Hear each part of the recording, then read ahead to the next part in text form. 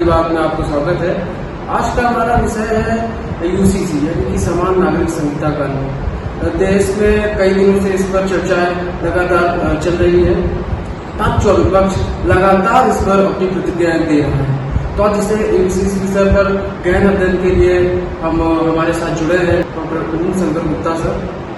आप छत्रपति साहू जी महाराज विश्वविद्यालय में पत्रकारिता एवं जनसंचार विभाग में प्रोफेसर है। तो आज सबसे पहले तो बहुत बहुत स्वागत है सर। सबसे पहले मैं जानना चाहूँगा कि यह यूसीसी यानी समान नागरिक संहिता कानून है क्या?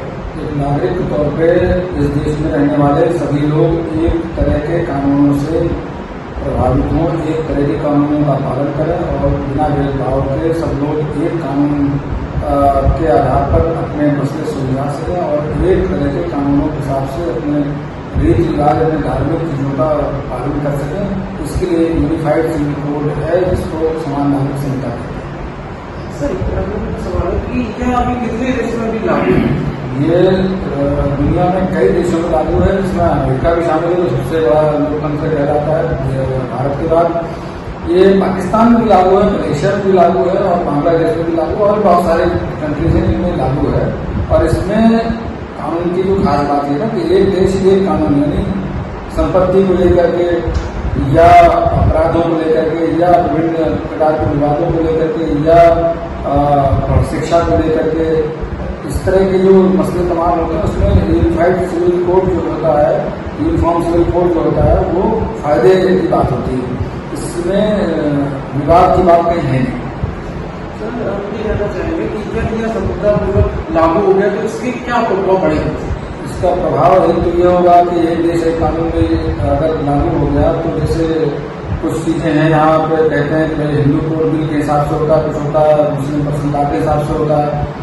तमाम धर्मों के अपने अपने जो कानून हैं उन कानूनों को लोग जो है वो थोड़ा तरजीह देते हैं। तो ऐसे जब यूसीसी लागू हो जाएगा, यूनिफॉर्म सिविल कोड लागू हो जाएगा तो उसका प्रभाव ये पड़ेगा कि कानून की नज़र में सभी नागरिक बराबर हो जाएंगे। कानून की नज़र अभी भी सभी नागरिक बराबर हैं, सभी बराबर नहीं है, लेकिन कुछ कुछ उनका जो अपने कानून है, कुछ अपने पर्सनल लॉज है, उनको लेकर के उनमें कहीं न कहीं भेदभाव या उनमें कहीं न कहीं ये चीज़ें घर कर जाती हैं कि हम पर ये कानून लागू नहीं होता क्योंकि इस कानून के आड़े हमारा धार्मिक कानून है। सर हम देख रहे हैं विपक्ष लगातार इसका विरोध कर, तो सर ये विरोध क्यों है? विरोध तो देखिए उनके अपने राजनीति करने वालों के अपने अपने तर्क अपने कारण होते हैं।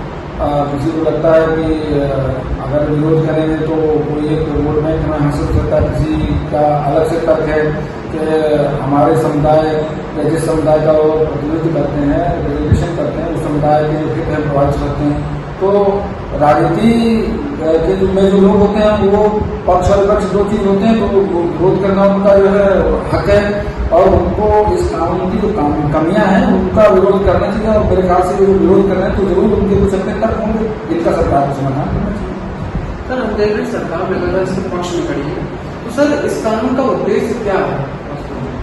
इस कानून का एक ही उद्देश्य जो सदन ने बताया कि देश के समस्त नागरिकों पर एक तरह के कानूनों का लागू होना और सभी को उन कानूनों से के प्रचलन आने के बाद सभी को समान अधिकार, समान तौर पर यानी एक लेवल पर सबको ट्रीट किया जाना, ये उसका मुख्य उद्देश्य है। और इससे कई सारी चीजें, आतंकवाद का मसला हो, सांप्रदायिक हिंसा का मसला हो, संपत्ति के विवाद के मसले हो या कोई और मसला हो या जो थर्ड जेंडर को लेकर के बात होती है, LGBT को लेकर के बात होती है या इसके अलावा जो शादी विवाह की उम्र को लेकर के बात होती है, वोट देने के अधिकार को लेकर के बात होती है, इन सब के मामले में जो है समान अधिकार को लागू करना और समान कानून को लागू करना ताकि सबको समान रूप से उनके अधिकार मिल सकें।